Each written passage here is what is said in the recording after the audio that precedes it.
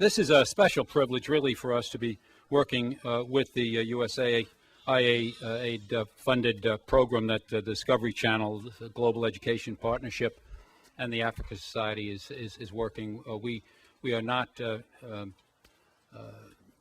unaccustomed to dealing with the Africa Society. Our relationship goes back to 2000, where we had a very distinguished program, which Andy participated in, as a matter of fact, at the first national summit.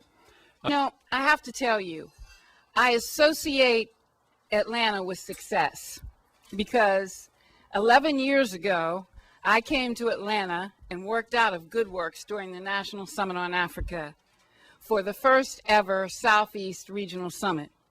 And I'm here to tell you that we're launching another movement tonight.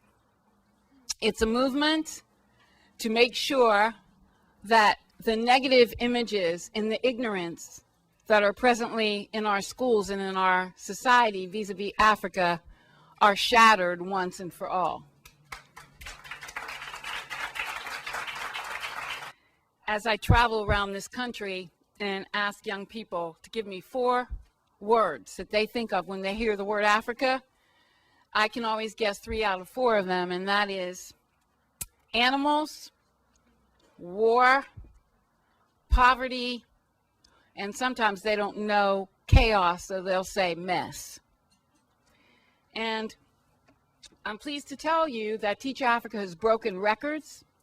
We had 2,000 students in Pittsburgh for the 3rd phase, marking the largest gathering ever of students behind Africa. We had 1,200 at the State Department. It was opened by Colin Powell in 2004.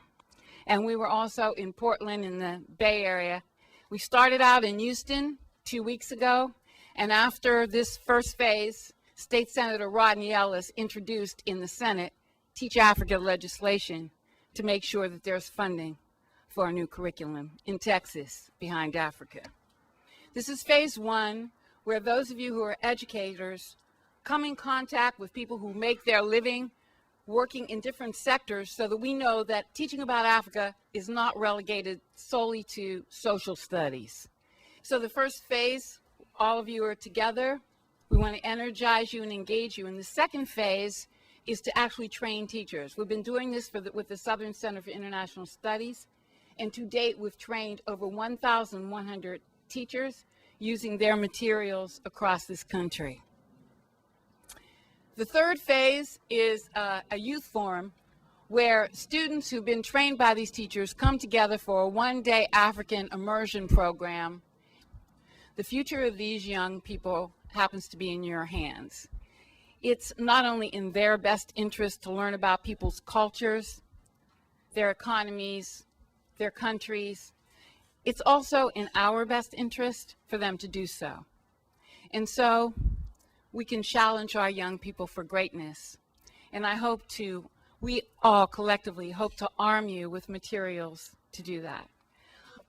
Now let's face it, if we're truly going to have a peaceful world where we live in harmony, we must make some efforts to